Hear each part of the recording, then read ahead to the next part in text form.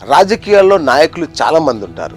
ఎన్నికలు రాగానే హామీలు గుప్పించేవారు, తర్వాత మొహం చాటేసేవారు, మనకు కోకొల్లలు. కానీ పదవి ఉన్నా లేకున్నా ప్రజల మధ్య ఉంటూ క్షేత్రస్థాయి సమస్యలపై పోరాడే నాయకులు చాలా అరుదు. అలాంటి కోవకే చెందుతారు మన హైదరాబాద్ టైగర్ మైనంపల్లి హనుమంతరావు. ఆయన గురించి మాట్లాడేటప్పుడు చాలామందికి గుర్తొచ్చేది ఆయన కోపం, అగ్రెసివ్ నేచర్.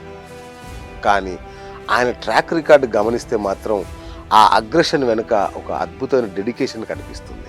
తెలంగాణ ఉద్యమ సమయంలో గ్రామీణ ప్రాంతాల్లో టీఆర్ఎస్కు తిరుగులేని బలం ఉండేది. కానీ ఆంధ్ర సెటిలర్లు, విద్యావంతులు ఎక్కువగా ఉండే హైదరాబాద్ నగరంలో గులాబీ జెండా ఎగిరేయడం అంత సులువు కాలేదు. అప్పుడు గ్రేటర్ పీఠాన్ని దక్కించుకోవడం పార్టీ మనుగడకే సవాల్లాగా మారిన ఆ టైంలో హైదరాబాదులో పార్టీని బలోపేతం చేసే బాధ్యతని తన భుజాల మీద వేసుకున్నారు మైనంపల్లి.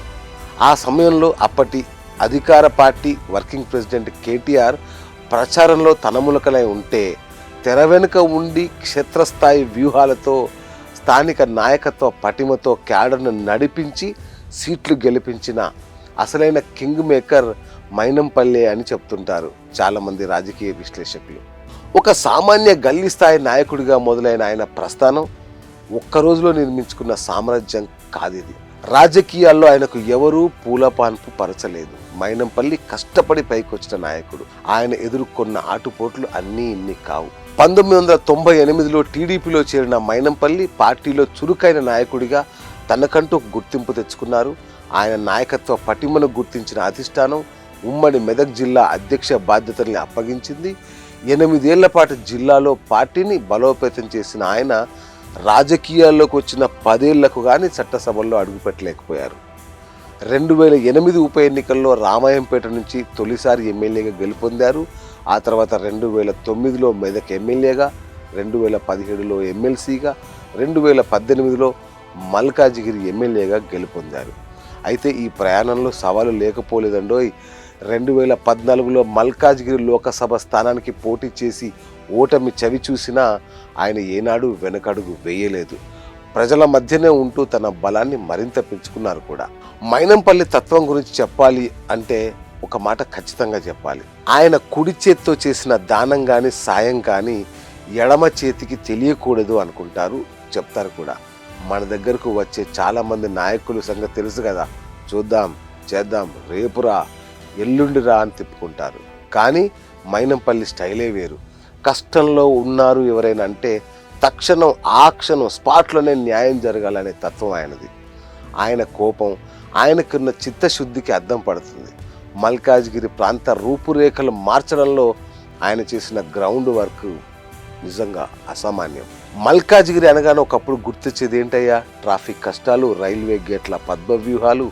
మల్కాజ్గిరి ప్రజలను ఈ రైల్వే చక్రబంధం నుంచి విముక్తి చేసి ఆర్యూబీలు నిర్మించిన ఘనత ఒక్క మైనంపల్లిదే, కేవలం మైనంపల్లిదే. అలాగే మౌలాలి కమాన్ లాంటి సెన్సిటివ్ ఇష్యూను సామరస్యంగా పరిష్కరించడంలోనూ ఆయన అద్భుతమైన చాకచక్యం చూపించారు.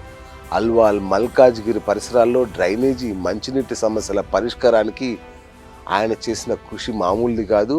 ఒక్కోసారి ప్రభుత్వం నుంచి లేట్ అవుతుంది అంటే ఆయన సొంత డబ్బులు పెట్టి మరీ చేసిన సందర్భాలు కోకొల్లలు. ఇక మైనంపల్లి సోషల్ సర్వీస్ ఆర్గనైజేషన్ ద్వారా ఆయన చేస్తున్న సేవలు ఎందరికో ఆదర్శం.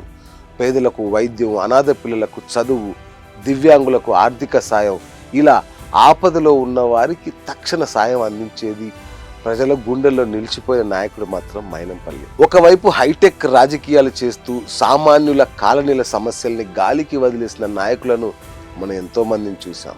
వారితో పోలిస్తే క్షేత్రస్థాయిలో ప్రజలతో మమేకమై ప్రజా దర్బార్ ద్వారా లంచగొండితనానికి చెక్ పెట్టిన మైనంపల్లి తీరు పూర్తి భిన్నం. రాజకీయాలంటే వెండి పల్లెల్లో పెట్టి ఇచ్చేవి కావు, ప్రజల మధ్య ఉండి సాధించుకోవాల్సిందే. మైనంపల్లి హనుమంతరావు ప్రస్థానం చూస్తే ఇదే అర్థమవుతుంది మనకు. మొహం మీద ఉన్నది ఉన్నట్లు మాట్లాడే తత్వం వల్ల ఆయన కొంతమందికి కోపిష్టిలాగా కనిపించవచ్చుగాక, కానీ గ్రౌండ్ రియాలిటీలో ఆయన ఒక మాస్ లీడర్, ఆపద్ బాంధవుడు అనడంలో ఎలాంటి సందేహం లేదు.